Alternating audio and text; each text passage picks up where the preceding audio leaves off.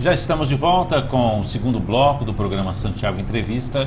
Hoje nós temos aqui a grata satisfação de receber o prefeito de Sete Lagoas, Márcio Reinaldo. Já falamos sobre várias coisas que têm acontecido aqui em Sete Lagoas, mais especificamente grandes obras, né? A cidade realmente é um canteiro de obras. Enquanto o país está aí nessa crise, graças a Deus, nossa cidade vai sendo tocada aí de uma forma muito positiva, né? A cidade não para. É uma cidade onde é até uma utopia, porque o pessoal está querendo investir aqui em Sete Lagoas. A gente vai falar sobre isso também daqui a pouco. Prefeito, a gente tem acompanhado muito aí a política nacional, esse imbróglio todo tamanho aí sobre o impeachment da Dilma. A gente sabe que recentemente o seu governo fez uma grande aliança aí, aproximou um pouco mais do governo federal, e isso parece que tem gerado bons frutos para a cidade. Agora essa questão do impeachment, como é que o senhor está vendo essa situação toda?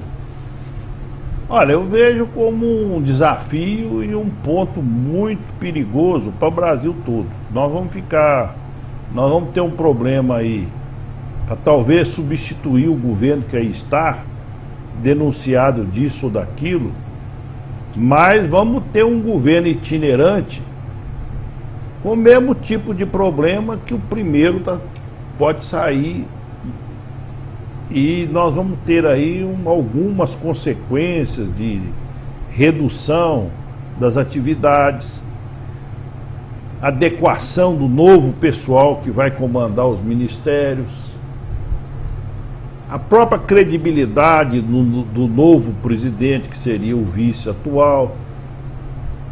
Então eu vejo isso como um fato negativo. Tem um lado positivo, que é a credibilidade que o setor empresarial, a Fiesp sobretudo, querem depositar nele. E acho que isso vai, por um certo lado, fazer uma distensão no processo econômico e apostar e fazer apostas no desenvolvimento do país. Mas, de certa maneira, eu acho que até que as coisas se engrenem e decida realmente quem é que vai tocar o país, eu vejo que nós vamos ter grandes batalhas, grandes problemas, manifestações de sindicatos, de professores, de alunos, das universidades. Nós vamos ter muita manifestação aí que me dá um certo temor de paralisação do setor público brasileiro. Isso que o senhor está dizendo, eu posso adequar também a força que vem das ruas. Pode também, as forças que virão da rua. Inclusive, porque já está assim, explícito para todo mundo que o pessoal não quer esse novo governo que está aí, que estão propondo, né? Que seria Michel Temer como... Eu acho que a melhor solução, e aí se eu fosse a Dilma nesse momento, eu mandaria um projeto de emenda constitucional para o Congresso, reduzindo o mandato parlamentar por 2 anos. Até dezembro. Daria em novas eleições. E novas eleições. Aí o Congresso vai ter que decidir, que é o que o povo está acreditando que possa ser melhor. Ou pelo menos, quando a gente analisa que vai ter esse ou aquele problema, e não tenha dúvida que o impeachment que está havendo contra ela, vai haver também contra o Michel Temer. E o que é mais grave, você veja que hoje, a Dilma saindo, quem vai ficar de presidente é o Michel Temer. Quem vai ser o vice vai ser Eduardo Cunha. Nossa. Então qualquer coisa, vamos supor que o Michel Temer tenha que viajar para os Estados Unidos ou para a Rússia 2 dias depois. Quem é que vai assumir por um dia ou por uma semana a presidência da República? Eduardo Cunha. E a velocidade que ele trabalha com as ações dele, em 2 dias dá para fazer um estrago. Então você veja a dificuldade que a gente está envolvido nela. E quando eu falo a gente, eu estou dizendo um país inteiro de 200 e tantos milhões de habitantes. Eu estou pensando em nós aqui, estou pensando no Nordeste, estou pensando nas pequenas cidades, estou pensando nas grandes cidades como São Paulo, como Rio de Janeiro, como Porto Alegre, ou Recife, Belo Horizonte. Eu estou pensando em grandes situações que dependem imensamente de toda a máquina pública estar funcionando de uma maneira super ágil. Porque tudo no Brasil hoje gira em torno de Brasília. E você veja, eu fui hoje convocado por telefone pelo presidente da Confederação Nacional dos Municípios para estar em Brasília em meados de maio, onde vai se fazer uma grande marcha dos prefeitos, de mais de 5.000 prefeitos do Brasil, contra as regras do Palácio e contra o sufoco que as prefeituras municipais do Brasil estão sendo vitimadas. Então, esse vai ser mais um ingrediente, uma pitada de sal dentro desse bolo de confusão que nós estamos aí. Então veja você como as coisas vão se complicando. E cada um querendo se safar. Então nós temos 1000 problemas reais, seja no Estado, seja no município, seja na União, seja na iniciativa privada, que dependem de tudo isso estar harmonizado. E com um legislativo adequado e com um judiciário isento. E nós não estamos vendo isso. Nós estamos vendo que o quadro está se azedando.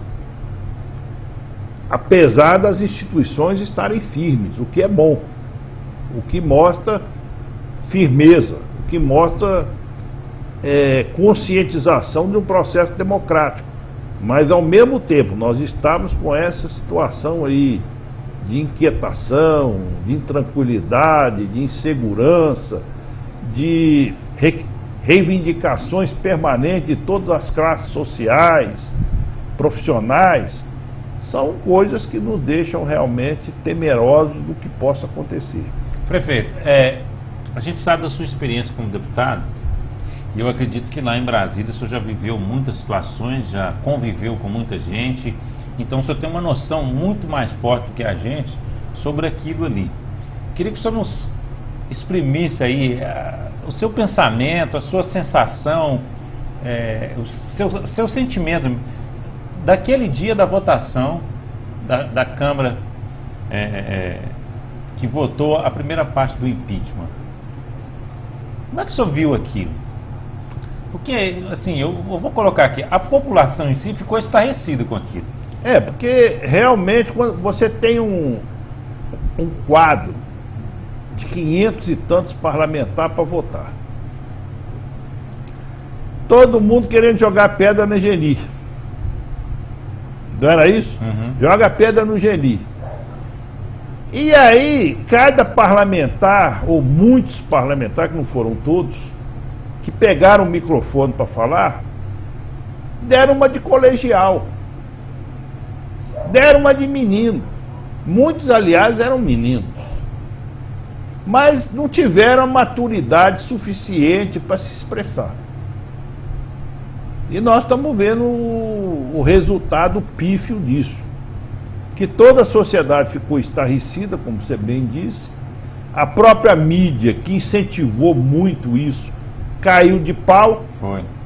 Porque é um assunto para eles ganhar dinheiro, para eles reproduzir, ganhar dinheiro e fazer dos caras verdadeiros palhaços. E eles acabaram se servindo a isso. O Tiririca, que é um grande palhaço, não ficou tão palhaço como os outros. Pois é. Então você veja como que a coisa é grave. O Tiririca gravou logo depois daquilo, ele gravou uma mensagem dizendo o que ele gostaria de ter dito lá. Em nome da Fiorentina, não sei de quê. Aí ele fez toda aquela palhaçada natural dos programas de comédia que ele vive. Mas ele se comportou como um cidadão parlamentar adequado. Então, mas grande parte de pessoas que devia ter uma certa frustração, querer aparecer para o filho, para a mãe, para a amante, para não sei lá quem, Quer dizer, deu uma que, pelo amor de Deus, a gente tem até vergonha de sentir que uma casa daquela importância tenha pessoas para agirem daquela forma. Você acha que aquilo ali tem um aspecto negativo também internacional? Claro, e está sendo usado negativamente. Inclusive, começa pela presidência da Câmara, que estava comandando o processo da cassação da Dilma, onde ele é mais criminoso do que os crimes que querem atribuir a ela. E isso alguns deputados chegaram na cara dele, numa guerra extraordinária. E ele aguentou. Se alguém fala comigo daquele jeito, ele teria uma resposta à altura. Agora, ele foi frio igual uma foca. E quando perguntaram para ele no final da sessão como é que ele aguentou aquilo, ele falou: não, estou preparando um processo para cada um deles. Vou entrar com um processo, crime contra cada um. E dispensou todo mundo, e no outro dia fez uma votação silenciosa que melhorou até o processo contra ele. Então, veja como nós estamos. Agora, esse é um quadro que não vai ficar desse jeito. Porque apesar do PT hoje ser minoria, mas o PT é guerreiro. O PT não cede, não. Um deputado do PT vale por 10 de outro partido. Em termos de garra. Se virar oposição, então. Entendeu? Então, é um negócio violento. Então, nós temos aí o PCdoB, que não fica atrás, talvez seja tão aguerrido quanto o PT. O PP, que é o meu partido, poxa, a metade estava dividido. Na hora H, todo mundo foi pro lado do Michel Temer. O Michel deve ter pago mais. Ou a Dilma cometeu mais bobagem com o PP do que devia ter. Você tem uma ideia? A Dilma, quando viu a coisa feia e o Lula alertou, eles chamaram um dos líderes do partido, que não tinha rabo preso, e ofereceram para ele o Ministério da Saúde. Naquela hora, balançaram o PP. Então, cerca de 20 a 25 deputados estavam dispostos a caminhar com a Dilma. Aí veio o Marcelo de Castro, que é o ministro da Saúde, e falou: não, mas eu consigo para a senhora mais do que 15 ou 20 votos. Os votos de distensão que o PP pode lhe dar, eu te consigo mais do que isso, ou tanto quanto. Ora, eu no lugar da Dilma teria dúvidas também. Moral da história, não conseguiram. O PMDB todo não deu 10 votos, 15 votos, não deu. Então, quer dizer, ela perdeu 25 votos nessa brincadeira. No mínimo. No mínimo. E botou todo o partido contra ela. Outra, o Partido Progressista tinha nas mãos o Ministério da Integração. O atual ministro estava doente, está doente, ele está fazendo exames e vai ser operado. E ele pediu uma licença. O Maluf foi até a presidência e propôs que o Oswaldo, que é o secretário nacional, ele fosse conduzido a ministro. E esse Oswaldo faz parte do grupo do Maluf. A Dilma registrou e não processou. E comentou, e comentado depois, foi dentro do palácio, que esse assunto devia ficar em banho-maria, aguardar, porque tudo do Maluf é delicado. Tudo do Maluf tem que ser visto com 3 ou 4 olhos. Bom, isso magoou o Maluf. Quer dizer, você não pode brincar com uma pessoa que quer ser seu aliado de uma forma dessa. O Maluf virou a cabeça de muita gente do partido. Ele fez um inferno lá dentro do partido. Eu sei porque eu vi parte dessa cena, eu fui para lá. Eu no sábado, eu estava lá em Brasília. Então logo terminou aquela inauguração aqui na Cidade de Deus, eu fui para o aeroporto, peguei o avião e fui para Brasília. E fiquei em contato com os colegas lá, deputados, entrei em contato com a turma toda. E Maluf estava lá fazendo inferno. E ficou bem claro que ele votou, né? favor do impeachment. Não, ele votou a favor do impeachment. Então, você pega o Mauro Lopes, que era ministro da Dilma, o sonho do Mauro Lopes era não morrer sem ter assumido uma pasta ministerial. E na hora de votar, ele votou contra ela. Ele largou o ministério para ir para lá para votar a favor dela. E na hora H, alguém fez a cabeça dele: ó, Michel Temer vem aí, você vai pegar o ministério. Quer dizer, então, são essas... Mas a pressão é muito forte, não? É, total. A pessoa tem que ter nervo de aço para aguentar isso. E desligar o celular, porque ninguém te dá sossego. É dia e noite e madrugada. Não é só no celular não, vai pessoal. Vai pessoal, vai em casa, onde você Cara, tiver. né? Ou então você tem que sumir, você tem que ter um sítio, sumir para um sítio, para o sítio do vizinho, do amigo, para ninguém te achar. Tem que fazer igual a Cessé fazia, que pegava os vereadores na época que ele estava aí, sumia com isso para fazenda. Sumia esse povo. Então, quer dizer, tem que ter algumas coisas, porque a pressão realmente ela não é fácil. Ela não é fácil. E o ser humano, ele, sei lá, ele... Como diz, é ser humano, né? É ser humano. Ele gosta de lavar as mãos como Pilatos, de fazer aquilo que a história mostrou há 1.500 anos, há 2.000 anos, há 3.000 anos atrás. Então nós tivemos essa cena patética que o Congresso vai ter que conviver com ela durante muitos e muitos anos. Agora, aproveitando aqui para encerrar esse assunto, o senhor conviveu muito lá em Brasília, deve conhecer muito bem a presidente Dilma. Ela é difícil de negociar? Ela é dificílima. Porque o pessoal fala muito Ela é isso. dificílima. Ela é dificílima. Você tem que saber como conversa com ela, e quando você tira um de acordo dela, meu amigo, você tem que pôr a mão pro céu e rezar muito. Porque ela não é brincadeira. Ela não é brincadeira. E se ela não gostar das pessoas, não precisa nem de conversar. Esse Eduardo Cunha é o inimigo que ela provocou de graça. Uhum. Eduardo Cunha já não gostava dela. Ou eles não tinham vamos dizer, uma simetria de simpatias adequada.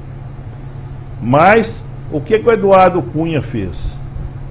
Ela declarou guerra a ele num certo momento e disse que não queria nem no gabinete dela no palácio. Diz que isso aí que é realmente o início da crise. É o início da crise. E quando ele saiu para presidente, ela achou que ele não ganhasse. E ele ganhou. Ganhou com os mesmos votos que ele ganhou agora, né? E na época que ele ganhou, também o presidente do Senado, Renan Calheiros, ganhou. E naquela época eu falei, já está montado o trio aí para arrebentar com a Dilma. Michel, Renan e Eduardo Cunha. Eu falei isso no dia que eles foram eleitos presidente da Câmara do Senado. Agora, como é que você vê o Senado? Você acha que o impeachment passa fácil no Senado? Passa porque a base da oposição é muito mais forte que a do governo. É muito mais forte. Então, eles lá por ideal, porque o processo está mal orientado, porque estão pegando bases do ano de 2014. Porque a Dilma, o grande problema da Dilma, da administração da Dilma, sobre pedalada fiscal que eles alegam, não cometeu-se em 2015 nem em 2016, foram cometidas em 2014. 2014 era outro mandato, que já se extinguiu. Então esse mandato não poderia estar sendo julgado. E no relatório do Jovair Arantes, que é um oportunista, eu conheço ele é um oportunista nato, sempre foi, come na mão daquele Roberto Jefferson, é do mesmo caráter.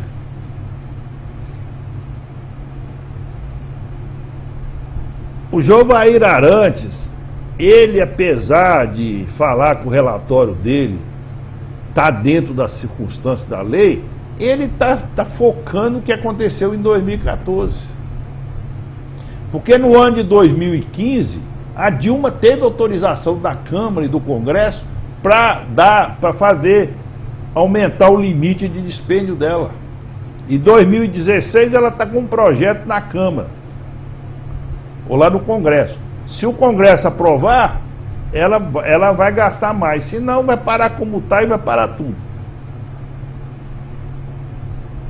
Pra você ter uma ideia, o Ministério da Saúde me der mais de 2 milhões de reais. Outro dia eu tive uma reunião lá no Ministério e falei, olha, eu quero receber aquele atrasado da UPA, que para mim é mais de 5 milhões. Vocês estão falando que vai me pagar entre 1,5 milhão e 2 milhões. Eu quero receber aquilo.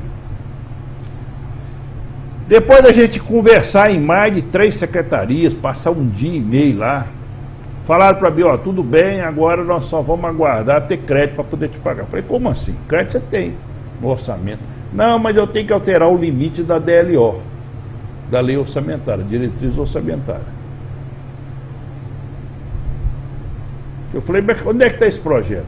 Não, está lá no Congresso. E o Congresso já pegou para julgar? Não.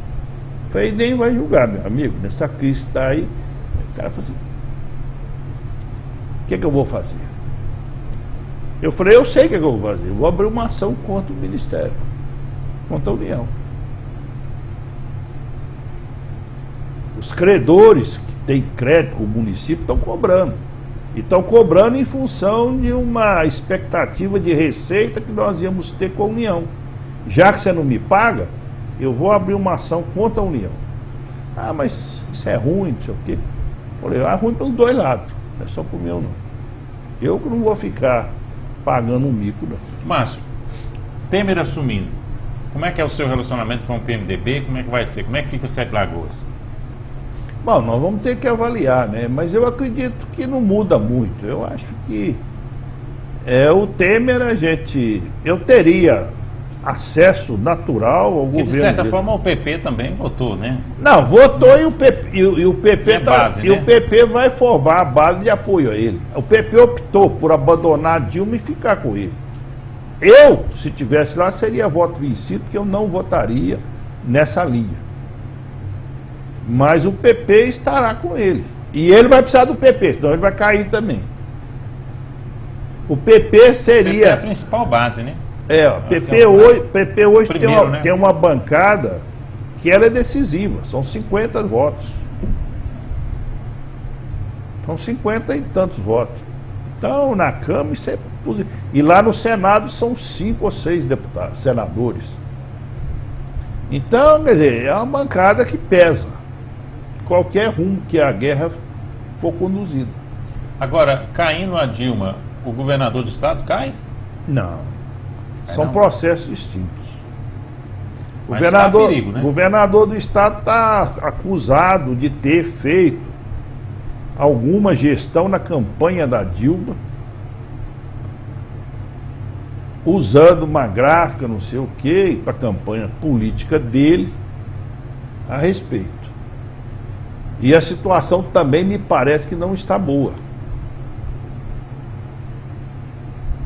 Então a gente fica preocupado também com isso, porque você já convive com a crise lá no governo federal.